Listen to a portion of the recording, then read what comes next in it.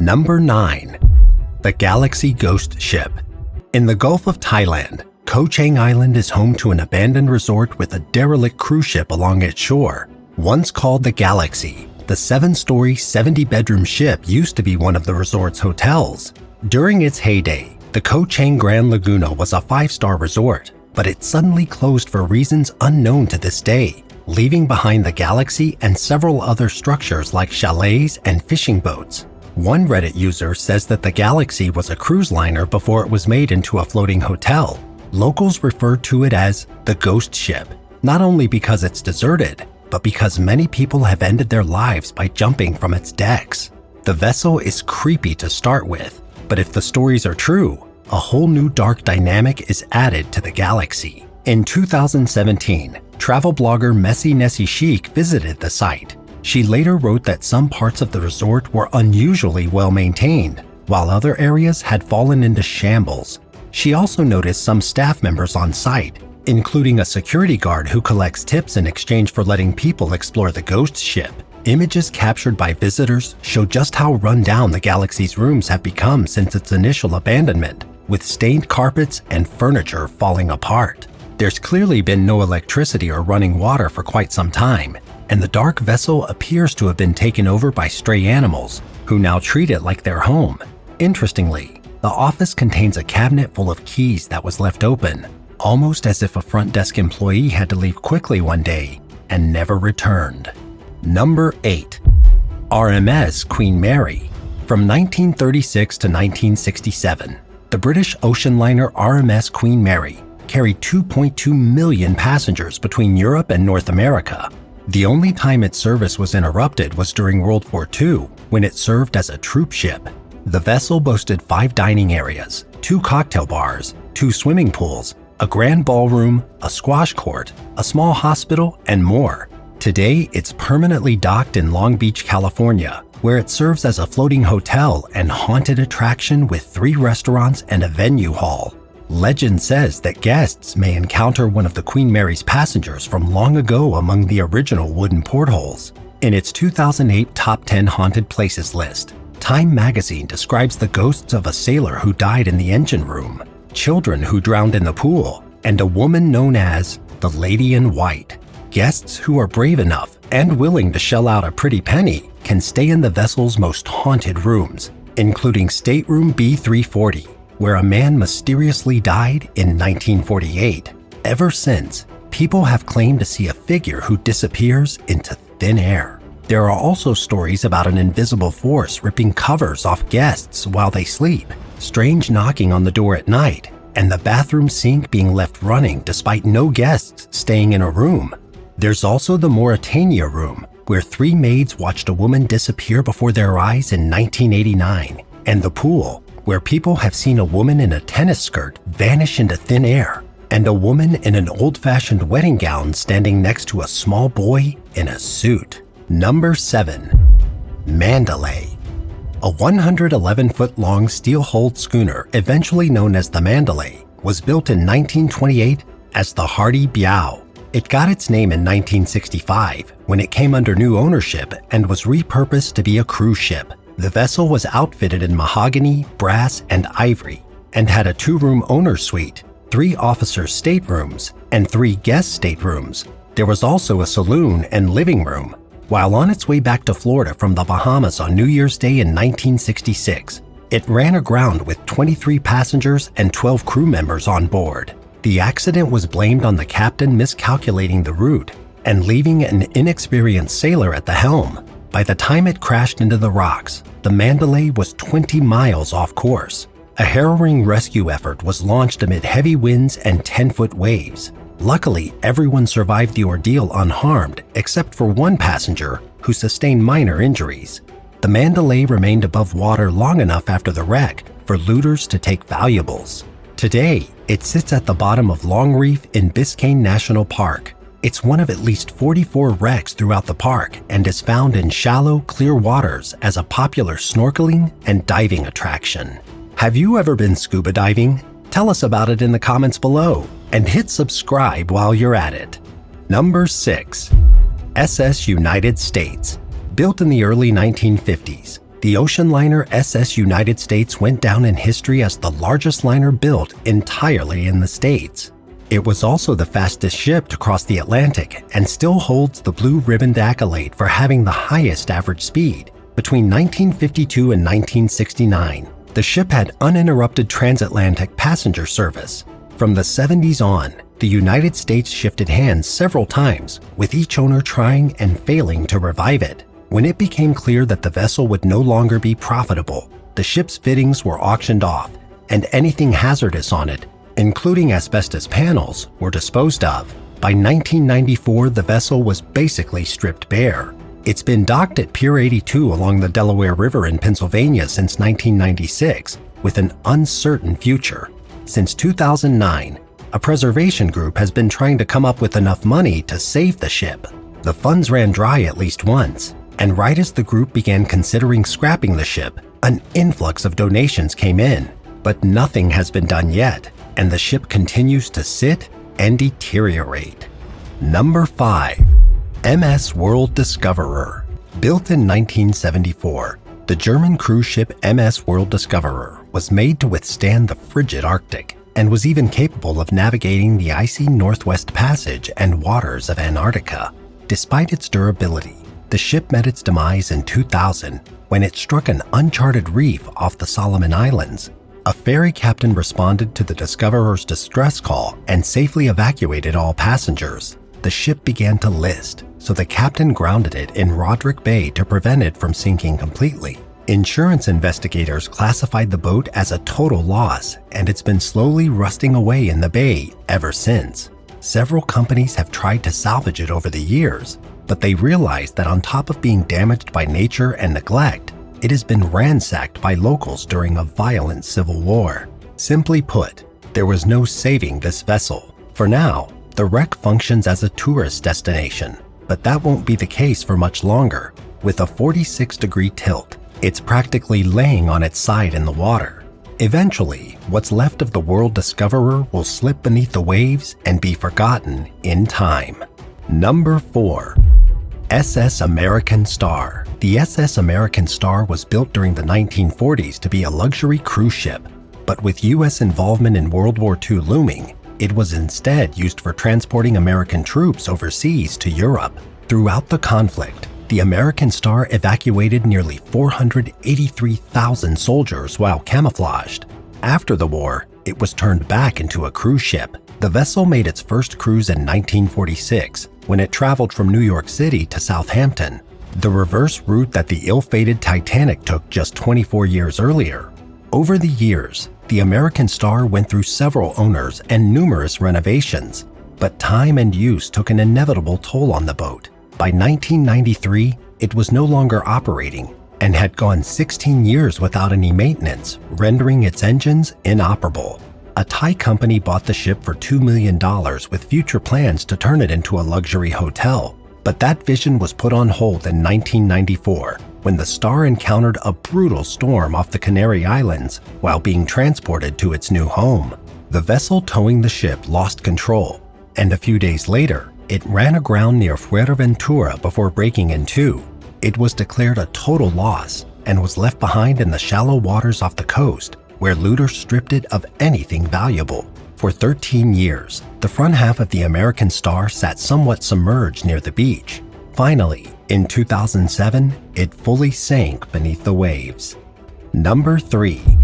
Spirit of Sacramento. The 3-story Spirit of Sacramento snagboat was originally built as the Puta in 1942 for the Army Corps of Engineers. In 1954, the vessel was sold to actor and filmmaker John Wayne as military surplus. He used it in his film Blood Alley the next year. The ship's string of bad luck began in 1957 when it collided with a cottage. It was out of service for the next 2 years while it received repairs. After John Wayne sold the boat, it was rechristened as the Madison Belle. Throughout the 60s, it was used for cruises on the Sacramento River. Channel Star Excursions bought the Belle in 1991 and renamed it the Spirit of Sacramento. The company used it for hosting dinner cruises for over 5 years until it was almost completely destroyed in a fire. In 1996, Captain William Barker bought the badly damaged remains for $120,000 with plans to rebuild it for dinner cruises, but he kept running into bureaucratic red tape, and in the meantime, the boat was vandalized. It almost seemed like Barker ran into misfortune whenever he was almost ready to open for business. The Spirit of Sacramento fell into disrepair, and the state of California sued Barker for its removal. He moved the partially submerged ship to a roadside where it remains neglected in a state of decay. It's located on private property, but is easily viewable from the road, attracting plenty of curious visitors. Number 2. SS Valencia. During the late 19th century, the passenger steamer SS Valencia took travelers back and forth between San Francisco and Alaska. It wasn't very popular among travelers, who complained that the ship was too small and that it left them overly exposed to the elements. The Valencia was also slow, earning it a second-class rating, and to top it off, it navigated poorly during winters. It had a troubling safety record, starting with an incident in 1902 when it crashed into another ship and was punctured. An investigation concluded that if the ship had been damaged below the waterline, it would have capsized. In 1905, the Valencia ran aground. Thankfully, no one was injured. During the vessel's last voyage in 1906, it encountered terrifying bad weather. The ship struck a reef 11 miles off Vancouver Island, ripping a huge gash in the hull. Water gushed in, and the Valencia's 108 passengers were quickly loaded onto lifeboats. 3 of them flipped while being lowered and sent their occupants flying into the water. 2 other lifeboats vanished, and another capsized. Only 9 people survived the accident. Everyone else drowned, died from hypothermia, or were beaten to death by the powerful waves smashing them into rocks. For years after the disaster, fishermen and locals have claimed to see a phantom ship that resembles the Valencia. Some witnesses reported seeing skeletons on board, while others say they saw human-like figures clinging to the wreck for dear life. Number 1. MV Aurora. German-built luxury cruise ship MV Aurora was launched in 1955 as the Wappen von Hamburg. It was the first ship Germany was allowed to build after World War II. Throughout its career, it sailed as the Delos, Polar Star, Pacific Star, Xanadu, Expex, and Faithful, to name a few. The 293-foot-long vessel was famous for its upscale accommodations and is even said to have inspired the fictional TV series Love Boat. It boasted 85 boutique cabins, an Art Deco lounge, spacious sun decks, and impressive reception galleries. By the time the ship became known as the Aurora in 2010, its days as a luxury liner were long over. The vessel had been sold and repurposed in the late 70s during a decline in the cruise industry. It then served as a crabbing ship, housed religious converts, and had other various functions. As it fell further into disrepair, it bounced from owner to owner and was ultimately abandoned in 2007. The following year, a San Joaquin County, California resident named Chris Wilson saw a Craigslist ad for the boat. He had no experience with renovating cruise ships, but was intrigued. He bought the Aurora from a marine salvage dealer in hopes of turning it into a museum. Only then did he realize how much work it would take to restore the vessel to its former glory. But Wilson remains passionate about the project and is slowly bringing the decrepit ship back to life with help from a few volunteers. He lives on the ship full-time and hopes to eventually turn it into a popular public attraction. 8. Nazi half-track vehicle. In 2015, a half-track vehicle that belonged to the Warmech during World War II was pulled from the Pilica River in Poland, near the village of Gorki. It was buried for more than 70 years and was spectacularly preserved. The vehicle's wheels still rotated, its tracks were still attached, and some of its original paint job was still visible. Known as SD KFZ-250, this light-armored half-track vehicle was designed starting in 1939. It started rolling off the production line in 1941 due to manufacturing delays. Powered by a 6-cylinder gasoline engine, it was typically mounted with 1 or 2 machine guns. Designed to supplement the standard half-track machine, the SD KFZ-250 played a variety of roles throughout the conflict. It functioned as a troop carrier, a personal command vehicle for battalion and other commanders, and in reconnaissance, artillery observer, and radio roles. 7. Nazi river wrecks. In 2022, severe droughts impacted a large portion of the globe, with water levels in many places reaching historic lows. It's an unfortunate situation, but has had the unintended effect of revealing dozens of long-lost shipwrecks, ancient villages, and other pieces of history that were either lost or unknown until recently. In Serbia, which suffered its worst drought in decades along with the rest of Europe, more than a dozen World War II-era German shipwrecks appeared in the Danube River. They were spotted near the port town of Prahovo and were identified as being part of the Nazis' Black Sea Fleet. The Germans intentionally scuttled the ships in 1944 to prevent them from falling into the hands of the advancing Russians.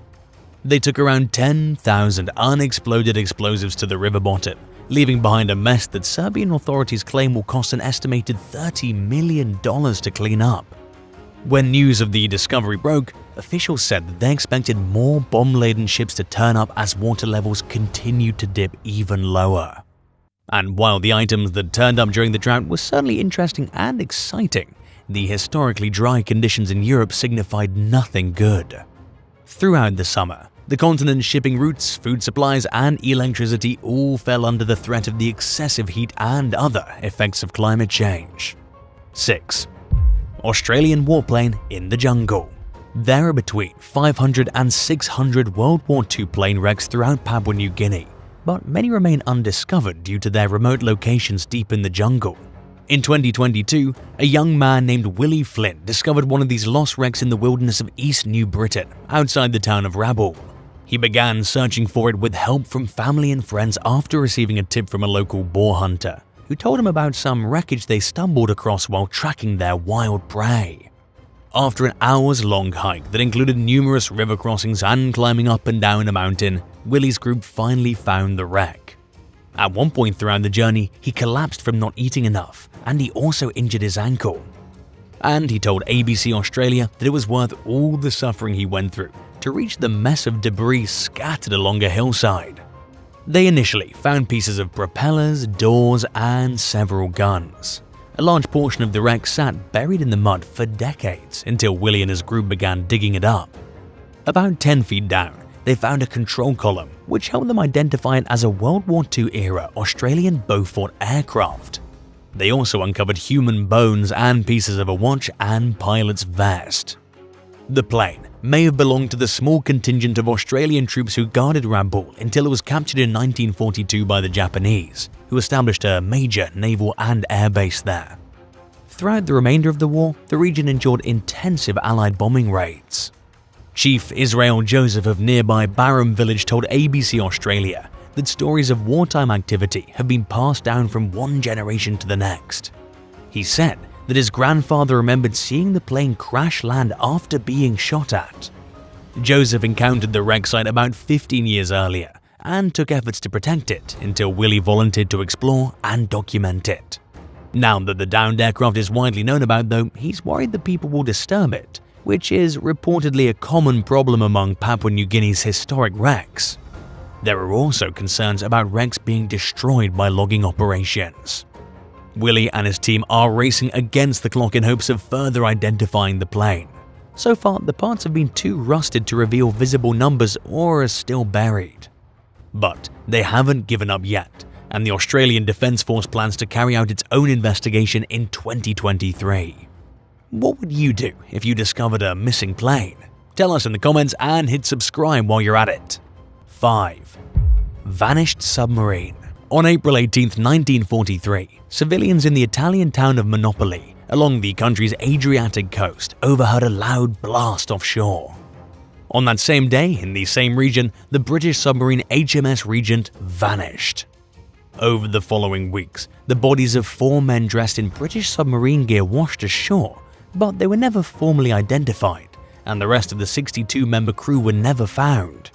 The vessel itself also remained missing for nearly 80 years. Surviving family members of the lost crew members were hopeful when a sunken submarine was discovered 70 miles north of Mandalay in 2003. It was initially identified as the Regent, only for experts to realize it was an Italian wreck. In late 2022, divers found what they believe is the real Regent wreck with help from the Italian Naval League, LNI. It was discovered just 19 miles away from Monopoly near Villanova di Ostuni, making it likely that the sub had been properly identified this time. The wreck sits upside down at a depth of 246 feet. While it has yet to be officially identified, it bears telltale features and measurements of a British-designed submarine. Barry Trice, whose father William was the submarine's chief engine room artificer, told the press that the wreck's location lines up perfectly with the ill-fated Regent's final movements. The submerged vessel also appears to be damaged in ways that are consistent with having struck a mine, which falls in line with eyewitness accounts of hearing an explosion the day it happened. There were also no other submarines in the area that day, further adding to the likelihood that the Regent has been found. Experts hope that the discovery will help bring long-awaited closure to the descendants of the Regent's long-missing crew, whose fate was uncertain until recently. 4. A long-missing fighter pilot. Sharon Estelle Taylor was just 3 weeks old when her father, a 22-year-old American fighter pilot named First Lieutenant Shannon Estelle, was shot down over Germany in April 1945. It was unclear whether he bailed from the plane before it succumbed to enemy fire, but his body was never found. He was deemed unaccounted for, and his wife Mary stopped receiving letters from him. Estelle was eventually classified as killed in action, despite his missing remains. Taylor told the National Geographic that she vowed during her childhood to someday find her father's remains and bring them home. She spent decades piecing together his wartime journey together through letters and other records, and with help from eyewitnesses and experts, including historians and archaeologists. During her research, Taylor learned that Estelle and 10 other pilots were sent on a mission to destroy a train station and Nazi power lines. In the early 2000s, German military aviation historian Hans-Günther Ploes found a piece of Estelle's downed plane along with some human bone fragments near the town of Elsnig in Saxony. An American recovery team from what's now known as the Department of Defense POW/MIA Accounting Agency, DPAA, collected the bones in 2005, and in 2006, DNA analysis confirmed that they were Estelle's remains. Taylor and her family finally gave him a proper burial later that year at Arlington National Cemetery, bringing her decades-long quest to bring her father home to a solemn but fulfilling end.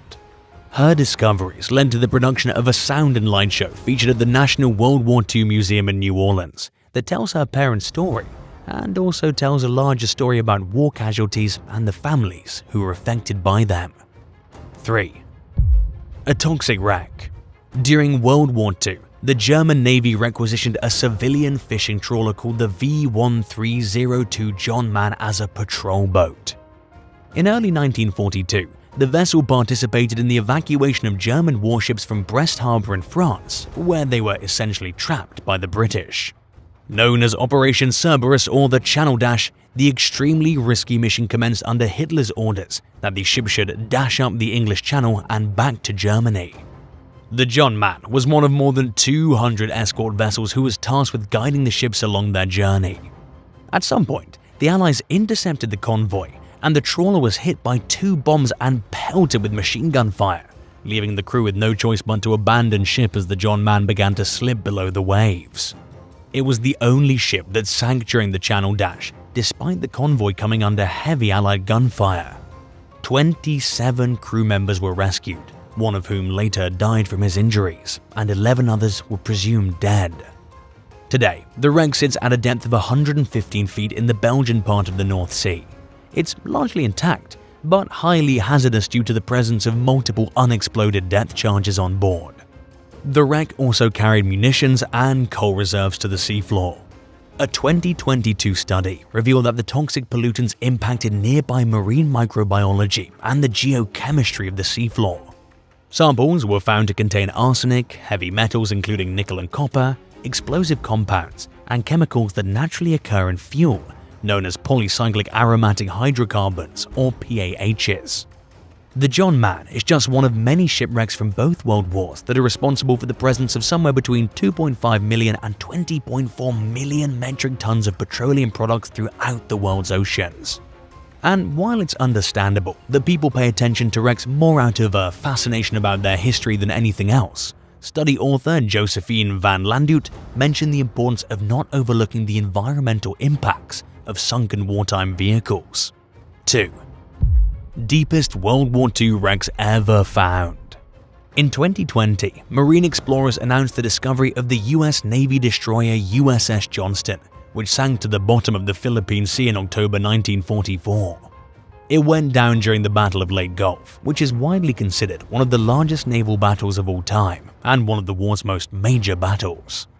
The 377-foot-long vessel sits at a depth of 21,325 feet, making it the deepest wreck ever found at the time of its discovery. In another historic first, a team led by retired US naval officer and explorer Victor Vescovo descended nearly 4 miles to the seafloor to explore the Johnston, in the deepest ever shipwreck dive at the time. They surveyed 2/3 of the wreck, which bore a visible hull number of 577. Several fixtures were still visibly in place, including gun turrets, twin torpedo racks, and numerous gun mounts. The Johnston sustained heavy damage from being hit by the Japanese Navy battleship Yamato, which was the biggest warship ever built at the time. Out of 327 crew members, 141 survived. Shortly after discovering the Johnston, Vescovo's team found the nearby wreck of another American ship that sank during the Battle of Leyte Gulf. Known as the USS Samuel B. Roberts, it was discovered even deeper than the Johnston at 22,621 feet beneath the waves. The Japanese fleet far exceeded the Samuel B. Roberts' capabilities. Its captain, Robert W. Copeland, nevertheless led it bravely into the fight. Despite being destroyed in the battle, the ship played a key role in securing an American victory, and it went down in history as a destroyer that fought like a battleship. 1. Italian submarine wreck. Built in 1932, the Giantina was one of 7 Argonauta-class submarines that served for the Regia Marina, or the Royal Italian Navy. She first saw combat while supporting Spanish nationalists during the Spanish Civil War of 1936–39 and went on to serve in World War II. The 200-foot-long Giantina left the Greek island of Leros on July 5, 1941 with 48 sailors aboard.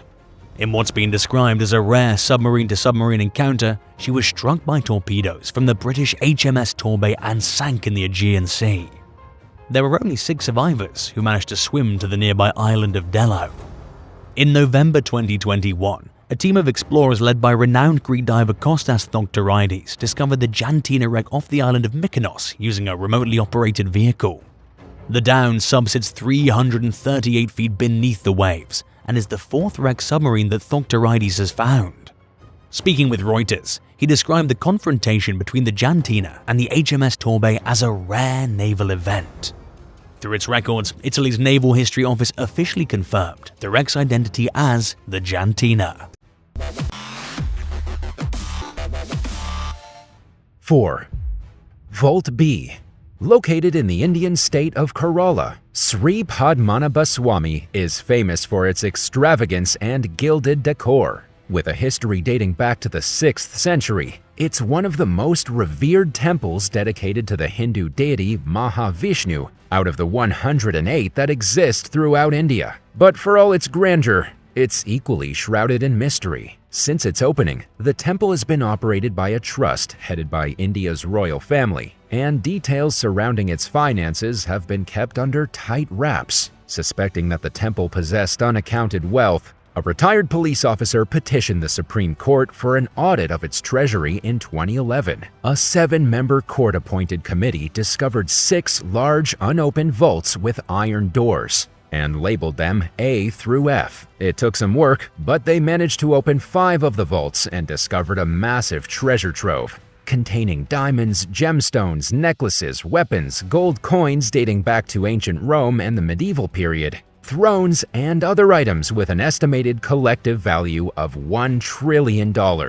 Despite their best efforts, the committee failed to open Vault B. According to one legend, the door can only be opened by a high-ranking priest known as a sadhus with a sacred chant called the Garuda Mantra, but no living priests know the chant. There are also many rumors about the vault being cursed. One story holds that a group of thieves tried to open it during the 1930s and were attacked by venomous snakes. The belief that disturbing the vault brings bad luck grew even stronger after the retired cop who requested the audit in 2011 died suddenly. Another story claims that temple authorities began hearing the sound of waves crashing during one of their attempts to open Vault B. This led some to believe that it's a portal to the Arabian Sea. Rather than sticking around to figure out what was causing the noise, the officials who were there when it happened supposedly ran away in fear. No one knows where the legends about Vault B originated, yet they continue to circulate, and it seems as though the tales speculating about the vault's origins have only become more numerous over time. Auditor General Vinod Ray challenged these superstitions in 2015, when he claimed that Vault B had been opened numerous times since the 1990s without incident. But even if this is the case, it's highly unlikely that any members of the public will know what's inside it. The 2011 audit found no evidence that the trust overseeing the temple was expropriating its treasures or conducting any suspicious financial activities. After the report came out, the royal family fought and won a years-long court battle to overturn the previous decision, requiring transparency with its money and assets. Sri Padmanabhaswamy remains under the sole authority of the royal family's designated trust, and the secrets of Vault B remain protected, along with the details of the temple's wealth. Do you think Vault B is really cursed? Tell us in the comments and hit subscribe while you're at it. 3. Aramu Muru. While exploring the Peruvian countryside during the early 1990s, a mountaineering guide named Jose Luis Delgado Mamani found a long-abandoned stone carving resembling an ancient doorway on the side of a mountain. Known as Aramu Muru and nicknamed Puerta de Hayu Marca, or Gate of the Gods, the 6-foot 6-inch doorway is carved into a larger square-shaped carving measuring 23 feet or 7 meters tall. It's located near the Bolivian border, roughly 22 miles or 35 kilometers from Lake Titicaca. The doorway is not an actual functional door that opens and closes. Experts believe that it's an abandoned Incan construction project. It's also the subject of numerous legends and tales involving paranormal encounters and other mysterious happenings. One story claims that several people have disappeared through the doorway, while another tells of locals seeing tall men walking through the doorway, accompanied by glowing balls of light. To some, Aramu Muru is a sacred site filled with peaceful energy and is known for bringing feelings of safety, hope, and spiritual nourishment. Locals are known to perform rituals and leave offerings there, and it's a popular place for meditating. Others seem to sense a more mysterious type of energy, including the paranormal and supernatural enthusiasts who make pilgrimages to the site in hopes of having an encounter with the unknown. People have reported seeing strange lights during their visits, and some claim to sense the presence of a tunnel behind the door. On the other side of the mountain, archaeologists have found evidence of a tunnel that they believe the Incas used to travel between cities, but there are no signs of it being connected to the doorway at Aramu Muru, leaving one to wonder if the sites were part of a construction project that got interrupted, or if they truly have nothing to do with each other. Given the site's popularity among conspiracy theorist types, it's likely that some of the more far-fetched stories about bizarre sightings at the site are embellished. Take, for example, paranormal fanatic Jerry Willis, who claimed that he traveled through the portal. And it's unlikely that the doorway is an entrance to another dimension, like some people believe. But part of what draws people to Aramu Muru is its mystique, which leaves it open to interpretation and invites visitors to apply their own meaning to it. 2. Brompton Cemetery Time Machine. West London's Brompton Cemetery is home to a large mausoleum that acts as a centerpiece of an intersection of paths. It's easily the cemetery's tallest structure, but it doesn't look particularly unique until you take a closer look at it. Up close, you'll see Egyptian elements, including what appear to be hieroglyphics on the bronze doors. There are also depictions of beetles called scarabs, which symbolized the eternal circle of life in ancient Egyptian culture. The mausoleum houses the remains of a wealthy London heiress named Hannah Courtoy and her 2 daughters. She grew up poor but ran into a fortune as a teenager when she had children with a wealthy 70-year-old wig maker named John Courtoy, for whom she worked as a housekeeper. Like many people of the Victorian era, Courtoy was obsessed with ancient Egypt. Her interest was fueled by the exploits of British and French archaeologists, who, at the time, were helping themselves to hordes of Egyptian artifacts and sending them back to Europe. After John Courtoy died in 1818, Hannah managed to secure the bulk of his fortune for herself through a series of court battles with his first wife and his relatives. She lived comfortably for the rest of her life, using her inheritance to indulge in her Egyptian fascination. Hannah's wealth gave her access to some of the most renowned experts on the topic, including an Egyptologist named Joseph Bonami the Younger. According to one of her servants' diaries, Bonami regularly visited Hannah's home, where the two engaged in hours-long conversations about all things ancient Egyptian. Naturally, they discussed the popular belief that the Egyptians were capable of time travel. Their friendship lasted until Hannah passed away in 1849. Her remains were moved into the tomb when it was finally finished being built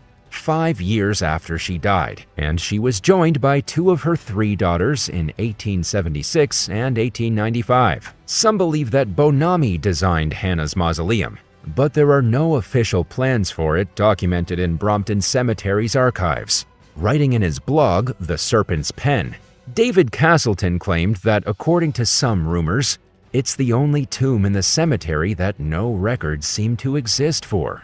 It is plausible, however, to think that Hannah would have asked Bonami to design her tomb. In addition to being an Egyptologist, he was an experienced architect. This combination of skills made him one of England's most qualified Neo-Egyptian building designers, whose work can still be seen today in historical landmarks throughout Great Britain. Bonami was also one of the country's best reproducers of hieroglyphs, and given his close friendship with Hannah and her vast wealth, it makes sense to assume that she hired him for the job. But the evidence to prove this likelihood is lacking. Adding to the mysteries surrounding the mausoleum is the fact that the key to the door is missing. Some say that the lock and its original key were specially made, and that a locksmith wouldn't be able to create a new key. Others believe that cemetery officials are reluctant to have a key made, but it's unclear whether they simply see no reason to enter the tomb, or if perhaps they're scared of what's inside. For decades, rumors have alleged that the mausoleum contains a time machine or teleportation device of some kind. Supporters of these claims believe it's no coincidence that Bonami is buried just a few yards from Hannah's tomb, in a grave marked with a small headstone bearing a depiction of the Egyptian god Anubis. The carving faces the mausoleum, something that some people believe points to a hidden connection between the graves. But it's doubtful that Bonami had the skills and know-how to build a teleportation or time machine, suggesting that he and Hannah had the help of a third party. Nearby, in an unmarked burial, lie the remains of an inventor named Samuel Alfred Warner, who attempted to develop a teleporting torpedo. While the British military entertained his naval experiments for a period of time, he eventually became known as a fraud. But his preoccupation with teleportation and the proximity of his grave to the graves of Bonami and Hannah Courtoy have led some to believe that maybe he was credible. Perhaps he was the only person in England capable of coming up with the technology to build a teleportation device. It's been said that Bonami and Warner were friends or business partners, and that his teleporting torpedo was designed based on Bonami's interpretation of hieroglyphs containing the secrets of teleportation technology. With funding from Hannah, there would have been few limits on their creative freedom when it came to the development of the machine that's supposedly inside their tomb. But until or unless someone finds a way to get inside, the legend of the contents lives on, and perhaps it's better that way. 1. The hidden 5th floor. If for some reason you ever travel to North Korea, there's a good chance that you'll stay at the Yanggakdo Hotel in Pyongyang. Unlike most other countries where visitors are free to explore and have a wide variety of hotels to choose from, Nearly every aspect of a tourist's trip to the Hermit Kingdom is controlled by government-appointed guides. Most foreigners are put up at the Yanggakdo Hotel, presumably because it's easier to keep an eye on them by keeping them in one place. To keep guests entertained, the hotel has 4 restaurants, a bar, a spa, a massage parlor, a bowling alley, and pool tables. But this apparently wasn't enough for one group of tourists, who went on a mission to find the building's hidden 5th floor. The North Korean government claimed that there was no 5th floor, and there's no button for a 5th floor inside the elevator. But an American medical student named Calvin Sun and his travel companions had heard rumors claiming otherwise. So they searched for it by taking the stairs. They soon discovered that the 5th floor does in fact exist, and it was surprisingly easy for them to find. Calvin and his friends walked right through the doorway to the secretive floor and found that nobody was guarding it. They walked past some surveillance equipment, which other visitors have reported seeing. Some have even claimed to see footage of guests' rooms, confirming the unsettling suspicion that North Korean officials spy on the country's visitors at the most invasive levels imaginable. The group noticed that the ceiling on the 5th floor was unusually low, and as they wandered further in, they found an additional staircase leading to a floor within a floor. Video footage captured by Sun shows corridor walls covered in anti-American and anti-Japanese propaganda that most likely dates back decades, making the uninvited visitors' trip feel like a true step back in time. Security guards eventually caught up with the curious tourists and politely asked them to return to their rooms, but they continued to explore and were told to leave 2 more times before they actually listened.